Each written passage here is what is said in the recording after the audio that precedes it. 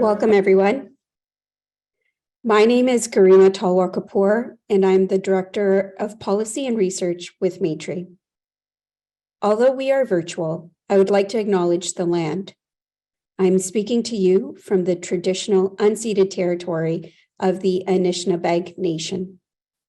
Maytree's offices are on the historical territory of the Huron-Wendat, Petun, Seneca, and most recently, the Mississaugas of the New Credit Indigenous peoples who have stewarded the land for millennia. While our work here looks different from what originally took place, something we share is a commitment to building and maintaining a just and equitable society. This includes recognizing and respecting Indigenous rights in both our individual and collective work. As we cultivate community and care for each other in this work, let us also consider how we care for the land and our role in its continued stewardship. I am delighted to be welcoming you all to our briefing webinar today. As you know, Maytree's Welfare in Canada report provides an in-depth look at the total income supports available to people receiving social assistance, or people living in deep poverty across Canada. Maytree has been developing this report for several years. I won't get too much into the details, and that's why we have our briefing webinar. Before we begin the discussion, if live closed captioning services would support you through this webinar, please know that you can access that by clicking on the closed caption link at the bottom of your Zoom screen. The chat function is enabled. If you have a question you would like to pose the panelists, please use the Q&A button. This will help us ensure that we see the questions clearly. You are also welcome to introduce yourselves in the chat and to locate what part of the country you're joining us from. This will help the speakers get a sense of who is in the room.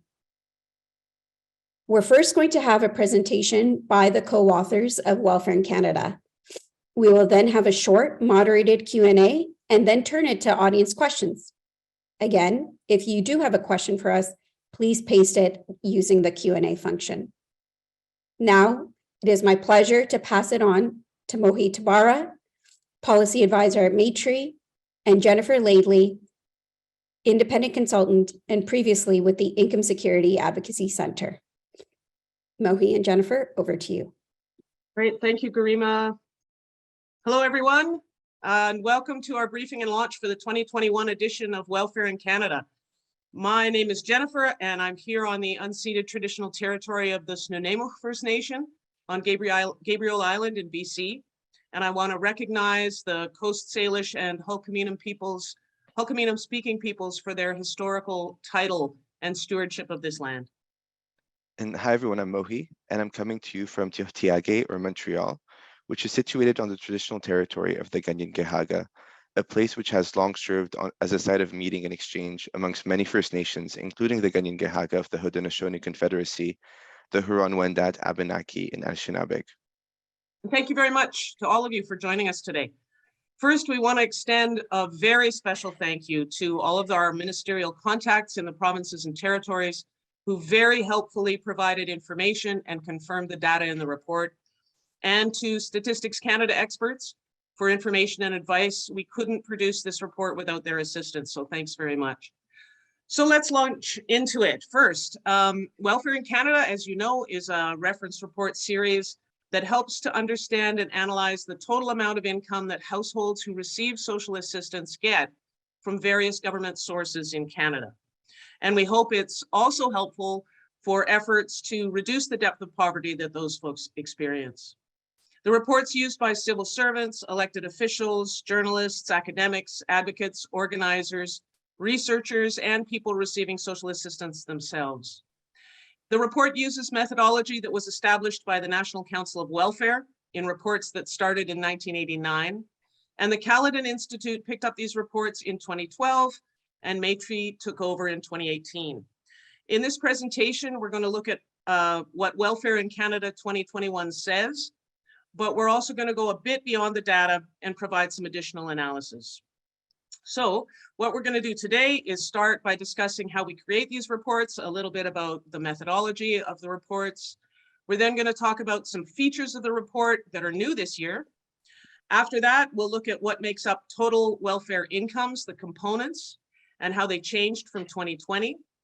We're going to talk about the impact of inflation and the loss of COVID-19 related supports on welfare incomes. And then we'll compare welfare incomes in 2021 with poverty measures to assess adequacy and take a big picture look at adequacy over the last 20 years. It's a lot, but we'll get through it relatively quickly. And lastly, we'll leave you with some key takeaways from the report. So over to Mohy. Now about the methodology. The details are in the introduction of the report, and I encourage you to read it before moving to the analysis. But in broad strokes, in each of the 13 provinces and territories, we look at the total incomes of 4 example households. The unattached singles considered employable in red, unattached singles with a disability in orange, single parents with 1 child in light blue, and couples with 2 children in navy. In total, we look at the incomes of 53 different households across the country. The extra household is due to having 2 unattached single with a disability households in Alberta. Total incomes include not only basic social assistance benefits, but also certain additional social assistance benefits, as well as refundable tax credits and child benefits where applicable. And we make a number of assumptions, but just to highlight a few, the heads of households are deemed employable, except for the unattached singles with a disability. And this distinction is not our own making. However, it is very much still used, even though it's, sort of archaic. And the households had no employment income and filed their tax returns. And income is for the calendar year, not the fiscal year. Our methodology allows for comparisons to be made year after year, but it's important to note that the report doesn't reflect every person's experience of receiving social assistance. And now Jennefer will let you know about some new features of this year's report. Yes, we made 3 additions to the report this year. First, we've added 2 new appendices. The first provides information about which benefits and credits are indexed to inflation in the provinces and territories and which aren't. And we know that indexing protects benefits and credits when costs of living increase, and this is important, especially given the current situation with inflation. The second appendix gives a breakdown of social assistance benefits to give a sense of whether basic costs and shelter costs are provided separately or together. And third, for the first time, we have sections that look at the adequacy of total incomes in the Northwest Territories and Yukon. The Northern Market Basket Measure has just been released, which establishes official poverty line thresholds for those 2 territories. And we're going to talk about this a little bit more later on. And note that Statistics Canada is working on a market basket measure for Nunavut, and we're going to add the adequacy analysis for Nunavut in future reports when that measure becomes available. Now over to Mohy to look at the various sources of income that make up total welfare incomes. I will present 4 simplified graphs that break down the components of welfare income for each household. In all 4 graphs, social assistance is in gray. This includes both basic and additional benefits. Federal benefits are in orange. This includes the GST/HST tax credit, the Canada Child Benefit for households with children, and the climate action incentives for the 4 provinces where it's received. And the provincial and territorial benefits, other than social assistance, are in purple. These are tax-delivered benefits and child benefits that typically go to all low-income households. So in this first graph, we have the components of unattached singles. We can see that social assistance benefits, which are different in each province and territory, make up the large majority of total welfare income. Federal benefits are just a sliver of total welfare income, and provincial and territorial benefits vary, but are not very high. Notably, people with disabilities in Canada who have no employment income do not get extra income support from the federal government. Similarly, social assistance makes up the majority of total welfare incomes for households with children. However, they receive much higher benefits from the federal government through Canada Child Benefit payments. Provincial and territorial supports are also higher, mostly coming from child benefits. And in 2021, single-parent households received the Canada Child Benefit Young Child Supplement, the only pandemic-related benefit from the federal government in that year. Overall, social assistance, which is a provincial territorial program, makes up the large majority of welfare incomes for all household types. Also, there are no federal programs that target people who have no attachment to the labor market. This notably affects the households who don't have children, that is, the unattached singles. Now that we've seen the sources of total welfare incomes, let's see how they changed from last year. Right, so this table shows us how much the welfare incomes of the unattached single households changed between 2020 and 2021. The numbers in orange show the jurisdictions where incomes decreased. The numbers in yellow show where they remained the same or increased, but the increase was negated by inflation. And the numbers in green show where incomes actually increased above the rate of inflation. So the first thing to note on this slide is that 70% of the households saw a decrease in total income in 2021. And this is primarily because pandemic-related payments that were available in 2020 were no longer available in 2021. And we're going to look at that a bit more in a couple of minutes. What's important is that the vast majority experienced a decrease in total income. The second is that in 4 cases, incomes either stayed the same or increased by small amounts. And we're going to look at in a minute at what small might mean. And the third is that the incomes of 4 households increased in meaningful ways. And this was in Nova Scotia and Prince Edward Island. And again, we're going to look at what meaningful means in a minute, but suffice to say that only 4 of the 27 unattached single households saw meaningful increases in their total incomes. And here's the same information for households with children. Now, in this case, we see a bit of a different trend in that 50% had incomes that either stayed the same or increased by small amounts. For 42% of the households, incomes actually decreased. Again, this is largely because of the loss of pandemic benefits. And only 2 saw meaningful increases in their total incomes. And these are, again, Nova Scotia and PEI. So what do small and meaningful mean in terms of increases to total incomes? Well, these graphs in the next couple of slides show the change in nominal total welfare incomes for unattached single households in all the provinces and territories. And this is without adjusting for inflation. The red line is inflation. It's that 3.4% rate of inflation over the last year. In only 4 cases do we see that the total incomes of unattached singles increased higher than the rate of inflation. That's in Nova Scotia and Prince Edward Island, as I've said before, about 6% and 4% in Nova Scotia and about 7 and 6 in Prince Edward Island. And in this next slide, we've got households with children. Only 2 cases saw increases higher than the rate of inflation. Again, only single parent households, Nova Scotia and PEI with about 5.5%. So overall, looking at all 4 household types, only 6 out of 53 households saw meaningful increases in their total incomes. That's only 11% of our households. For 17 of the 53, about 32%, the increases weren't enough to compensate for inflation, or they remained the same, so were degraded by inflation. And for the vast majority of cases where total incomes decreased, this loss of income was compounded by inflation, which means that these households experienced the double whammy of decreasing total incomes and increasing costs of living. So let's take a closer look at the loss of pandemic-related payments, which is a primary factor behind these trends. Last year, the households were not eligible to receive income replacement pandemic supports from the federal government, such as the CERB. However, they did have access to more modest supports in 2020. The GSC HSC credit top-up provided between $290 and $890, and the Canada Child Benefit top-up provided $300 per child for the households with children. In 2021, households no longer had access to these supports. The federal government only provided one pandemic-related benefit, the Canada Child Benefit Young Child Supplement, which was $1,200 per child. And in our methodology, only the single parent and one child households received it. As for provincial and territorial governments, only 6 provided pandemic supports in 2020. In 2021, it went down to 2. Only BC and the Northwest Territories still provided pandemic supports. BC provided between $950 and $1,900, and the Northwest Territories provided between $175 and $570, and this is for the whole year. The other 11 jurisdictions did not provide any additional pandemic-related supports. This graph shows the change in the amount of pandemic-related payments that were available in 2020 versus 2021. As we can see, only single-parent households in 10 jurisdictions, which are the very short blue lines at the top, received more money in pandemic-related payments in 2021 than they did in 2020.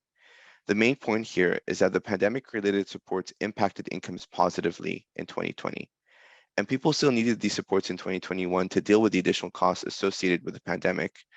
but in the vast majority of cases, they were no longer available or weren't as much as they had been. This undoubtedly had a negative impact on their quality of life. The numbers we've looked at so far don't tell us whether incomes in 2021 were adequate for people to live out of poverty. So we'll look at our analysis of adequacy next. Right, so how do we define adequacy? Well, in 2018, the federal government chose the market basket measure as Canada's official poverty line. It's one of four thresholds that we use in Welfare in Canada to look at adequacy. We also use the deep income poverty threshold, which is 75% of the market basket measure. And at 75% of the MBM, a household basically has no disposable income and would struggle to afford basic necessities like food and shelter. And for the provinces, we also look at the low income measure and the low income cutoff. And we're not going to talk about those here today, but the analysis is in the report. In the next few slides, we're going to focus on the official poverty line, the MBM, and the deep income poverty threshold. Now, the MBM is a regional measure, so we use the MBM of the largest city in a jurisdiction. For example, Calgary in Alberta. This is because the cost of living can vary greatly even within a jurisdiction. And for the Northwest Territories and Yukon, as I mentioned earlier, we're using the newly released Northern MBM. So in the next four graphs, the black lines are the official poverty line, or the market basket measure, and the gray dotted lines are the deep income poverty threshold. In this first graph, the red bars are the welfare incomes of unattached singles considered employable in each province. As you can see, not one single income crosses the black line. So all unattached singles considered employable were living in poverty. More starkly, no income even comes close to the gray line. So they were all living in deep poverty. In Nova Scotia and New Brunswick in particular, incomes are less than half the deep income poverty threshold. For the unattached singles with disabilities, the official poverty lines and deep income poverty thresholds are the same as those for the unattached singles considered employable. But the additional cost of living for a person with disability is not factored into the MBM, so poverty here may be underrepresented. Only two households cross the deep income poverty line, which are Alberta for those who receive AISH, and Newfoundland and Labrador, but in both cases, they are still far from the poverty line. For three provinces, the gap below the deep income poverty line is very significant, and that is for Alberta for those who receive BFE, as well as Nova Scotia and New Brunswick. Here's the same graph for the single parent with one child households. None of the single parent incomes were above the poverty line in 2021. Half were in deep poverty, and the other half were above the deep poverty, but still in poverty. And lastly, here's the same graph for the couple with two children households. All of these households were also living in poverty in 2021. 8 were in deep poverty, and 4 were above the deep poverty, but still in poverty. Overall, it appears that the incomes of households with children are slightly more adequate than those of unattached singles, but they are still very inadequate, even with the higher level of support from federal and provincial or territorial child benefits. So when we look at the adequacy of these incomes, it's clear that governments need to do much more. Significant investments will have to be made to guarantee an adequate standard of living and a life of dignity for all households who receive social assistance. So another analysis that we provide in the report is how adequate total welfare incomes have been over the last 20 years. And we do this for all households, but of course only in the provinces. Here are 4 examples of the adequacy over time graphs for 4 unattached single households. And we've got here Alberta, Ontario, PEI, and Quebec. And you'll see these vertical broken lines, which indicate 2 breaks in the data. This is when the market basket measure was what they call rebased. That is, Statistics Canada did a complete review of the methodology and updated the measure to better reflect contemporary patterns of consumption. So as you can see from these graphs, while there have been some periods of relative stasis and some fluctuations, generally from 2002 to 2021, there's been very little improvement and in fact some real losses in terms of deepening poverty over those 20 years. With a few exceptions like Prince Edward Island, where lately there have been moves being made in the right direction. I'd encourage you to have a closer look at these adequacy over time graphs in the report to see what the trends look like for all the households in all the provinces. As we mentioned in the introduction, Statistics Canada made the Northern Basket measure thresholds available earlier this month. This finding allows us to assess the adequacy of welfare incomes in the Northwest Territories and Yukon. An MBM is still being produced for Nunavut, and we will include it in future reports once it becomes available. As in the previous graphs, the black lines are the official poverty line, or in this case, the Northern Market Basket Measure, and the gray dotted lines are the deep income poverty thresholds, which are 75% of the Northern Market Basket Measure. Here, we include all the households in the Northwest Territories and Yukon. Overall, it appears that incomes are much more adequate than in the provinces, with 7 of the 8 households living above the deep income poverty threshold. Only the unattached single considered employable in Yukon, which is in red, lives in deep poverty. However, 7 of the 8 are also below the official poverty line, so there is still some work to do to make welfare incomes adequate in the territories. 1 household lives above the poverty line, the unattached single with a disability in the Northwest Territories in yellow. It is the only household in the entire report to reach this bar. However, it is worth remembering that the MBM does not account for the additional cost of living with a disability, so the poverty here may be underrepresented. And now that they have this measure, we hope territories can respond to address inadequacy. They now have a bar to reach. So we've come to the end of the briefing. And with all of these graphs and all of the data and information, we want to leave you with these thoughts. People receiving social assistance in the provinces and territories were once again living with deeply inadequate, below poverty and deep poverty level incomes in 2021. And inadequacy has been a hallmark of welfare incomes for a very long time. However, this inadequacy is not inevitable. It's a policy choice made by governments who can and must choose another path. Now, in terms of what the provincial and territorial governments could do, first, they could invest in higher basic social assistance benefits for all households, and particularly for unattached singles who have very few other sources of income from government benefits and credits. As well, they could increase tax-delivered benefits and credits, including child benefits where those exist, and create them where they do not. And third, the provinces and territories could index social assistance and other benefits and credits to inflation where they aren't already. And as far as the federal government, there's a number of things that they can do. First, to pass the Canada Disability Benefit legislation and implement this important benefit. The CDB should be structured to not require any labor attachment and to supplement social assistance to reduce, if not eliminate, inadequacy. Second, to address the long-standing deep poverty of unattached singles by implementing the Canada Working Age Supplement, or CWAS. So this is a proposal by Maytree and the Community Food Centres of Canada, which would enhance the existing Canada Workers Benefit to increase welfare incomes by up to $3,000. Third, the federal government could invest in the Canada Child Benefit to further reduce child poverty. And there are many organizations who have forwarded specific proposals on how this should best be done. And last but not least, to increase the Canada Social Transfer to provide more funds to increase social assistance benefits and create agreements with the provinces and territories to ensure those funds are spent on those increases. These measures are urgent and necessary. We must prioritize the dignity of all members in our society and ensure that everyone in Canada has an adequate standard of living. So thank you very much for attending the briefing and webinar. We're going to be releasing a policy brief in the next week or so that highlights some of the points that we've made in this briefing, but it also provides some other analysis as well. So for those of you who have subscribed to the Maytree newsletter, you'll find that in your inboxes. If you haven't subscribed, please do go to the Maytree website to do that.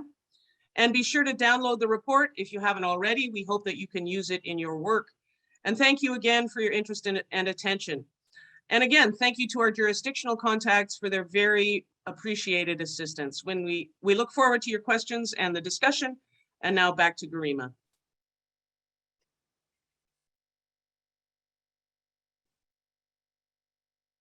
Okay.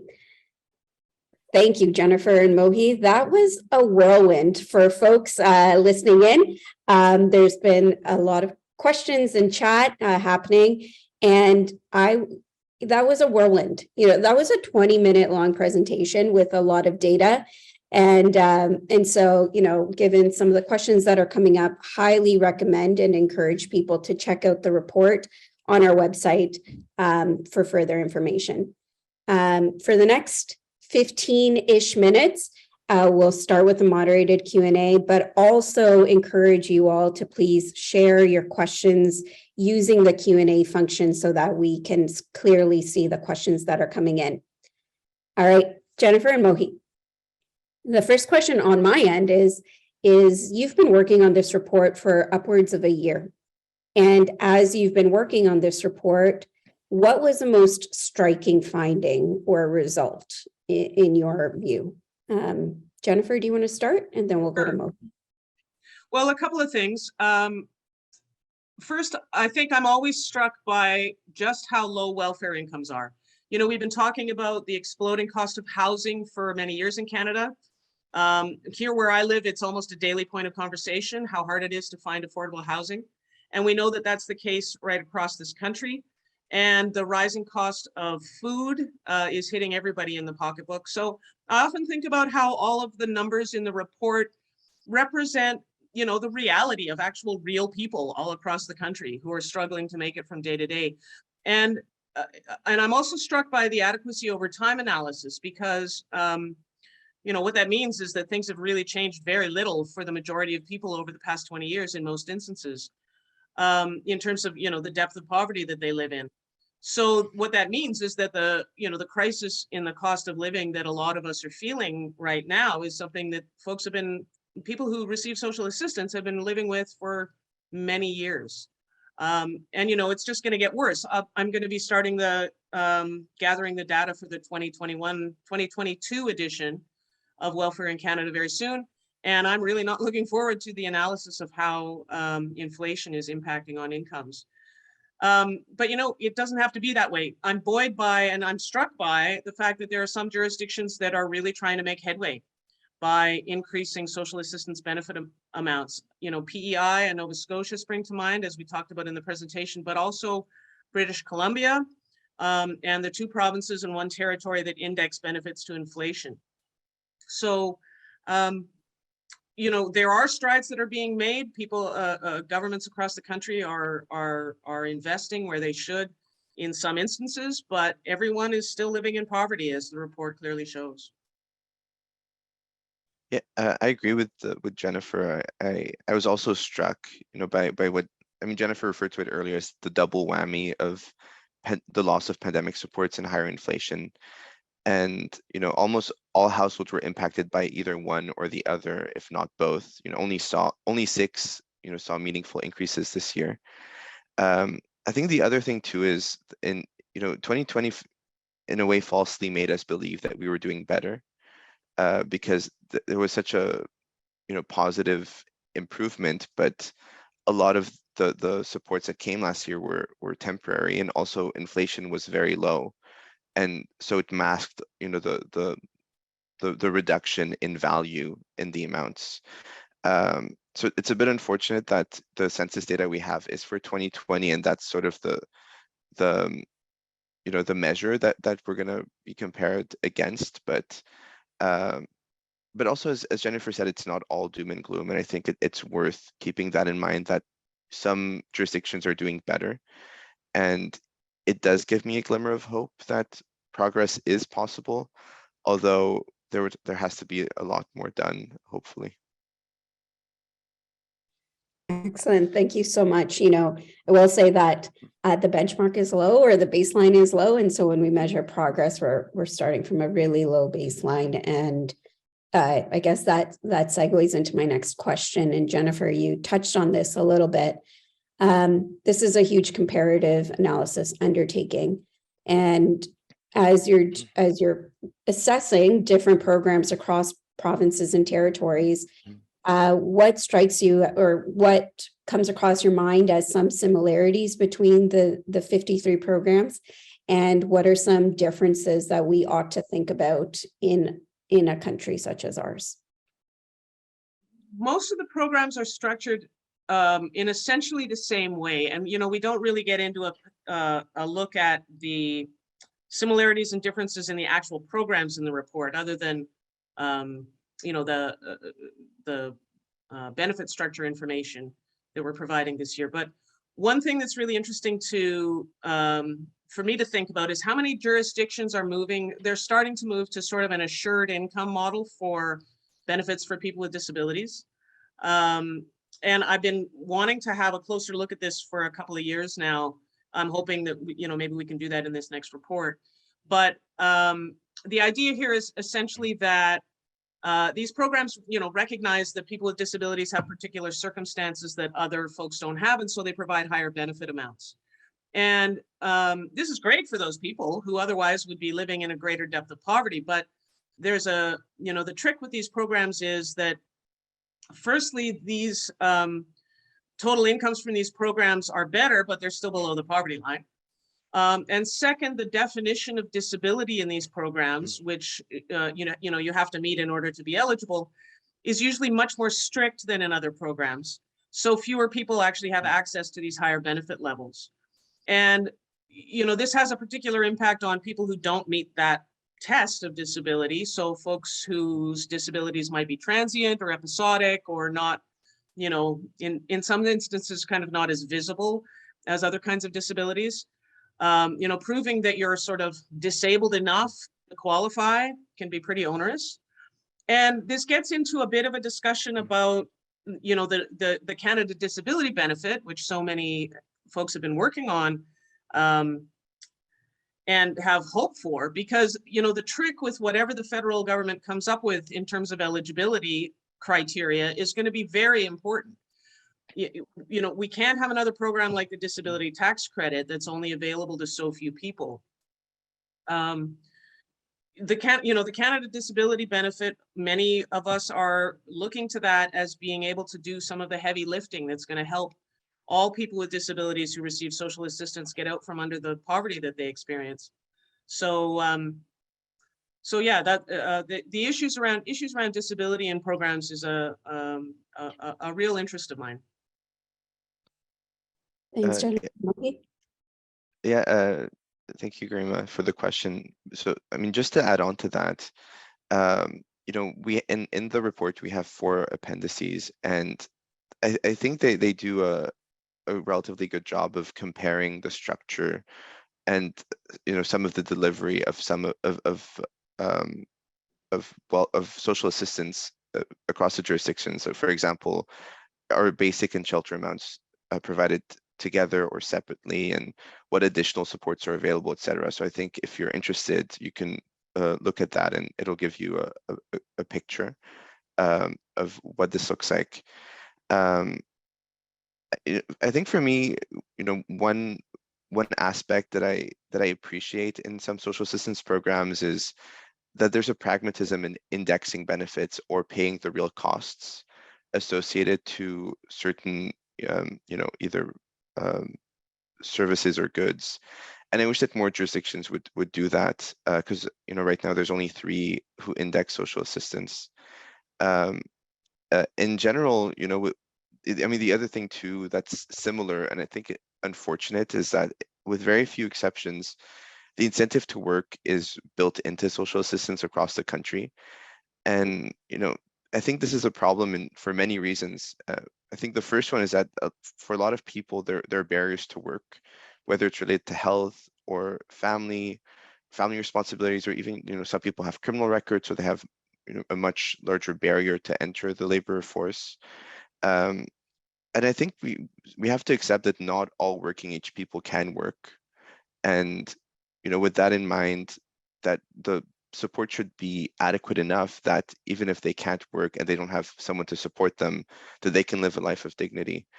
And the other thing too is that if we want to incentivize people to work, we have to put them in a condition to be able to seek employment. And when you live in such deep levels of poverty, it's it's difficult, because you can for many of these households, they can barely afford to pay for their housing and their food, so let alone transportation to go to work, or buying clothes appropriate for work, etc. So we have to give people the conditions to be able to seek employment if that's something that they can or that they want to do. And I wish this was built into social assistance a bit better. And I mean, the other thing that's similar is, unfortunately, welfare incomes are inadequate everywhere. and some are doing a bit better, and I think we should, it's important to recognize that, but they all have room for improvement.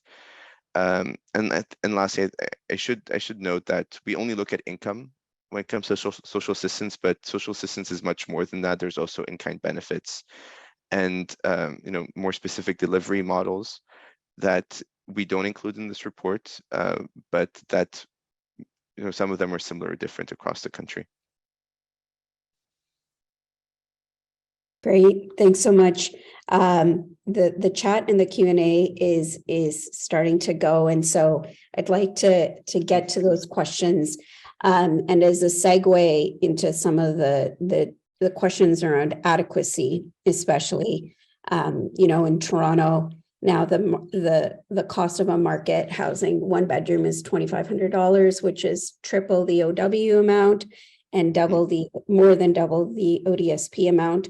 And most people receiving social assistance live in market housing. So that's important to remember. We are passing through a pandemic, have passed the emergency phase.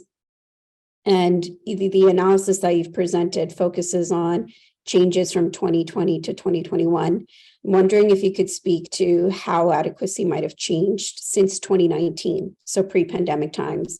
And if you have a comment on what we might have learned from the pandemic and what we have to show for it. Mohy, I'll throw it to you first, and then we'll go to Jennefer. Jennefer did the analysis on this, so I'll pass it to her first, if that's okay. Sounds good. Thank you. Of course. So it's an interesting comparison, but there are a couple of things here. There were still some, so comparing 2021 to 2019, it's still a bit of an apples and oranges comparison because there were still some pandemic related benefits in 2021. So, a better comparison might be to look at 2019 and 2022, but because I don't think there were any pandemic related benefits in 2022, but we'll know soon enough. But the big caveat, of course, is that inflation was a lot higher in 2022. So, the constant dollar comparisons are going to show even more declines in 2022 likely. But looking at the comparison with 2019, in most instances, I looked at a couple of things. Total welfare incomes in constant dollars.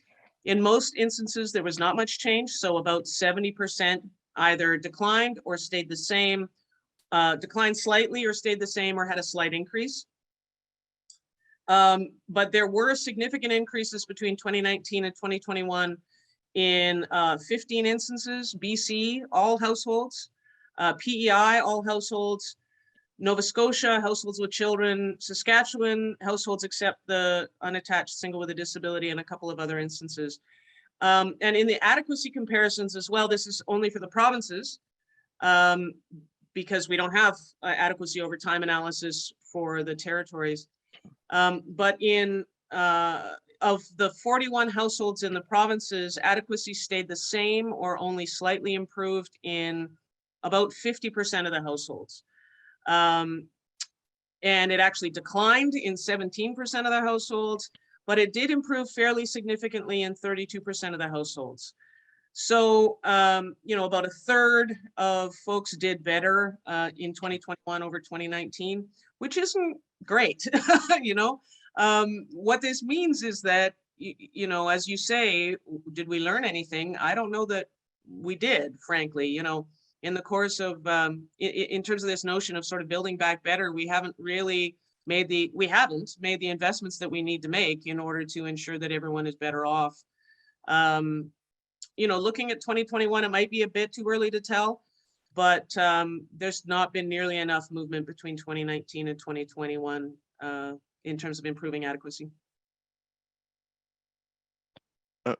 Just to add to that, to me, I think it's a positive that some jurisdictions sought a long-term improvement as opposed to like a one-time support during the pandemic, because in a lot of the cases where there were one-time supports and then they were taken away, it's a bit unfortunate because you see that their situation improves even if slightly in 2020, but then it's taken away from them in 2021 and they're worse off. It's not like people, suddenly the cost of everything is lower in 2021. It's the opposite in many ways. So you know, it would be ideal if a lot of the supports that came in 2020 became permanent, because people who live in the poverty, the emergencies every day, it's not just during a pandemic, and it's still ongoing for them. And so I hope that it's something that is considered to increase supports, whether it's federal or provincial, territorial. Okay, thank you so much. So I've been trying to keep my eye on chat that is ever evolving, and the Q's and A's, and I'm going to try to blend the both. The first has to do with measurement, and some people's eyes might glaze over, but I think it's actually really important. One of the questions has to do with, Statistics Canada's Poverty Dimensions Hub indicates that poverty is decreasing over time. Your analysis is showing a relative stasis, if not, general decrease in adequacy in social assistance. And so if you could help folks square the two in terms of the two different data, and what fuller picture does the data tell, and more generally a question around how we measure adequacy and things that we might need to take into account as we think about what it means to live a life with dignity. Is it only one of income? Is it one that in which we also think of services and the regulatory nature around how we control the cost of housing, for example? So there's many different threads in there, from measurement to questions around GBI and more broadly, what it means to live a life with dignity. And so, Jennefer, I'm going to put you in the hot seat first, Sure. And then pass it to Mohy.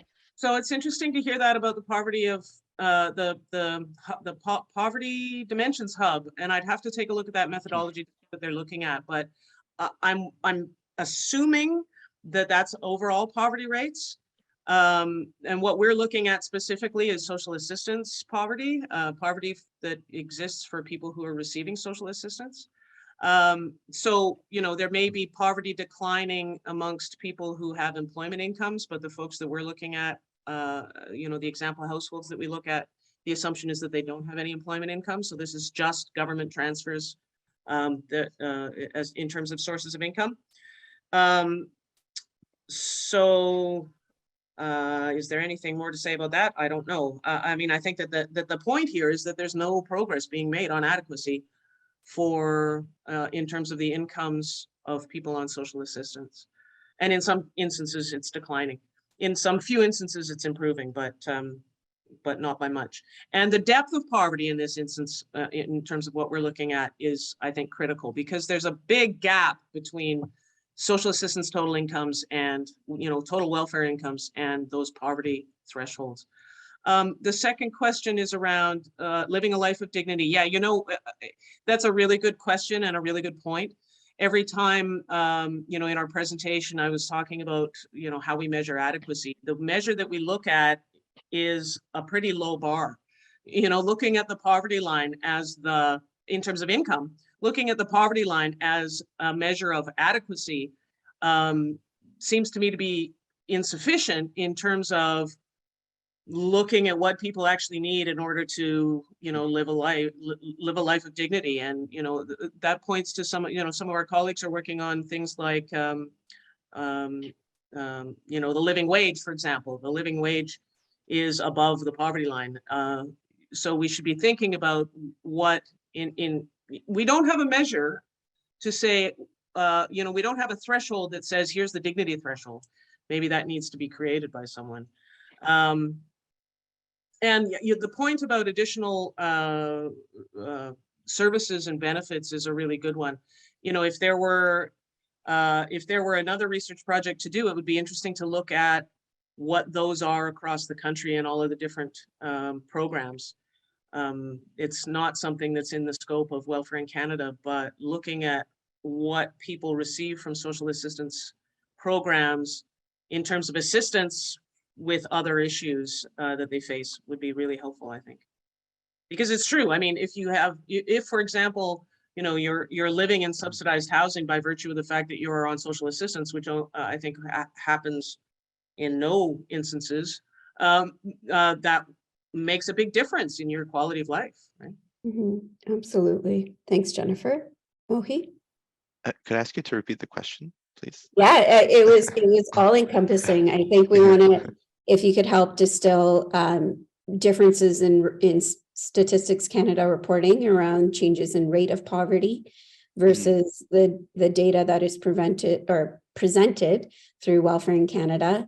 And from there, a more general comment around what it means to live a life with dignity and how we measure adequacy.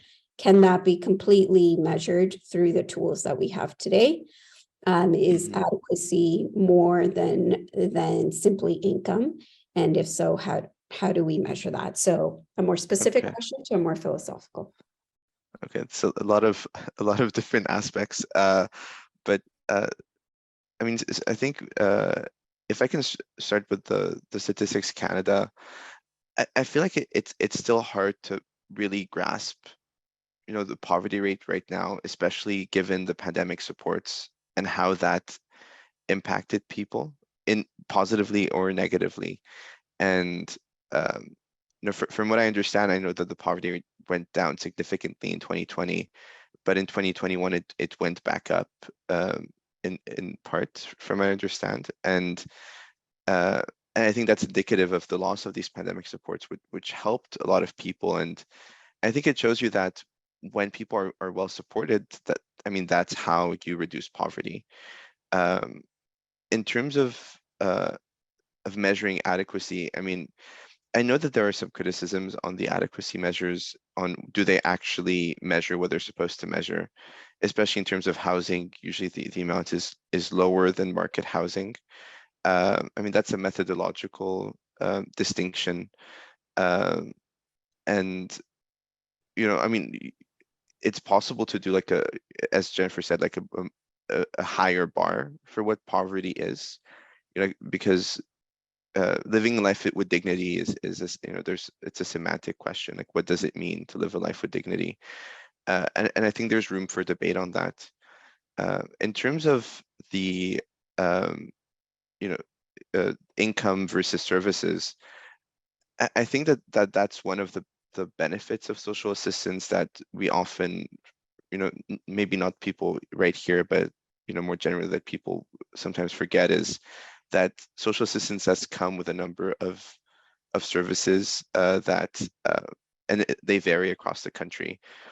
But in some cases, the service is probably much, more useful than just money. So, for example, if you're covered for drugs, so like as in medicine, then that can the cost of that on your own pocket can vary greatly throughout the years. Maybe you have a sudden illness. If you have to pay for that out of pocket, and the amount is built into social assistance, then you will suddenly be much worse off. Whereas if it's provided as a service or as a benefit, then you're covered and it doesn't impact your income. So I think when we look at poverty and reducing poverty, we really need a larger picture of beyond just income, because and when we talk about solutions, to not quickly dismiss social assistance, because what we're losing with social assistance isn't just the income, but also all the services that come with that. And if we were to replace it or to make something bigger, then we also need to account for those services. I think that's a really important point. Sorry, I just wanted to highlight, that's a really important point that's often overlooked in the discussion around how we fight the poverty that that people experience on social assistance. Moving to a but it doesn't have to be an either or, right? If we were to move to a program that provided much higher benefits and it was available to a much larger pool of people, what we might very well lose is all of those additional services that people rely on so much. Absolutely. And I think that this is a live issue right now around discussions on the Canada Disability Benefit, right? What is the total level of income support that's provided through the CDB? Does it stack on top of other income supports like social assistance disability programs? Does it replace? And if it's the latter, what do we stand to lose? I think that there's a general comment and general feeling that income supports without the rest of the social safety net that helps us live a life with dignity are necessary, right? And so we've seen somebody asked earlier about how has Maytree been working with labor market and training organizations, and that there's a huge shift in Ontario led by BC, where the ways in which we deliver these services has been dissipating and waning. And now on the social services side, if we think about housing, again, the cost of market housing prevents anybody who receives social assistance to be securely housed. And now we've got a comment on healthcare, which used to be the catch-all for everyone, right? You could go to the ED if you needed to go, and now that is missing. And so, again, in trying to bring together all of the threads, and actually a piece of information that a colleague who is here, but I won't name unless they'd like me to name them, noted that in the federal government spends more on seniors benefits than it does on the Canada Health Transfer and Canada Social Transfer combined. And that gap is going to continue to grow. And so, this is perhaps an unfair question, but I think gets to the nub of the various discussion points and questions that have been coming through, is that if it's not or income or services, and it's income and services, what are some of the, I guess the question that is missing then is, what is the regulatory framework within which we need to operate? And so do you have a sense from, at least from a housing or employment side, some of the non-investment things that governments can do to help secure people's livelihoods?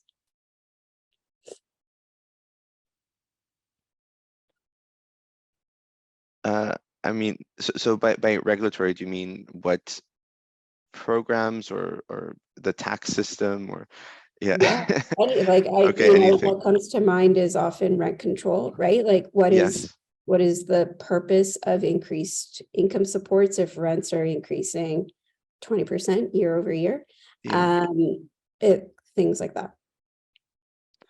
Yeah, I mean, I agree. Rent control is important, and I'm sure that some people have made comparisons in terms of cities that have rent control and those that don't, and how people fare in the long term. I think indexing is also very important, just to make sure that what people are receiving doesn't decrease in value over time. And I know that this year in New Brunswick indexed social assistance, which is really fantastic, and I hope that others will do that. Quebec's been doing it longer, and I'm sure it's been very helpful for the people who live there. I think going back to the premise of the question, like when we talk about seniors versus etc., I think it's great that politicians have focused on seniors, because we need to make sure that our elders live a life with dignity. And in many ways we feel like we've solved seniors poverty, but I don't think that that's the case at all. And there is even more investment to be made for seniors, especially and as you say, Garima, it's very holistic. So one thing that we talk about with seniors, for example, is in-home supports, which are greatly lacking across the country. And that's not an income support, but it's something that would increase their quality of life beyond just income. For singles, the amounts that they receive are so small that they really do need income supports. They even beyond just services, because if you can't afford rent and food, having access to like free haircuts, that, I mean, it's good, but like you need to cover the very basic needs of a person, and we're not even there yet. So I hope that is something that's taken into consideration going forward. Jennefer? Well, I'm going to go out on a limb a little bit here and address a couple of things that I think are kind of elephants in the room. And one is, the fiscal capacity of governments. For the last 40 years, we've seen governments you know, reducing their own fiscal capacity in the name of an economic efficiency that really hasn't resulted from those policies. And, you know, I'm talking about tax cuts. I'm talking about the fact that there's not enough money in the kitty to be paying for everything that needs to be paid for. And, you know, we can shuffle the money around in various ways to, you know, prioritize this issue over this issue within the course of a you know, a 4-year term. But governments need to look at the broader picture and the longer term issues. They need to look at, you know, being less worried about credit and more worried about well-being. And in order to do that, they really need to address the issue of who's paying for what and how much all of us are contributing to the greater good of our larger society, and who's not paying the bill. And they need to take action to ensure that those folks are paying the bill. We know very clearly that income inequality is not just bad for those who are experiencing it, it's bad for all of us. You know, greater income inequality leads to all kinds of worse outcomes, not just for those folks, but for all of us. So, you know, getting back to a notion of broader societal well-being through collective investment by governments, I think is a really, really important conversation to have, and an important perspective that we all need to be advocating for. Absolutely. I am mindful of the time. And so if I could ask you in 30 seconds or less to provide your key takeaways on things that you think folks should pay attention to coming out from the report or this conversation. Mohy, let's go to you first and then Jennefer. So in the presentation, we mentioned some of the takeaways, and, you know, it's that there are things coming up in terms of what can be done. And I hope that, you know, as a sector, we can work together to make them happen. And, you know, 2022 is like that report is coming up next year. And as we know, inflation is very high. So I worry about those results, but you know, hopefully that we learn lessons from this and we're able to do better. I guess my key takeaway is that is for folks to remember that this is not inevitable. You know, like we've been looking at a 20-year time span of adequacy in the provinces, and it's not, you know, the picture's not great. The picture in terms of, you know, poverty right now in 2021, depth of poverty is not great, but it's not inevitable. But it takes all of us to make change. So I would just advocate for advocacy. You know, I would advocate for advocacy and activism to encourage and push governments to make the investments that need to be made in order to make the kind of change that we need to see. Absolutely. Thank you so much, both Jennefer and Mohy, for your insightful presentation, all of your hard work and dedication, and for answering some really, really tough and challenging questions that our audience and participants have posed today. Thank you so much to everyone for joining us today. This would not be possible without your support. Again, please feel free to check out the report online at maytree.com, and I'm sure that a recording of this webinar along with the presentation will be posted in the coming days. If you'd like to be kept up to speed on the work that Maytree is undertaking, please be sure to sign up for our newsletters, links to which can also be found on our website. Thank you so much for your time, everyone, and we hope to see you again soon.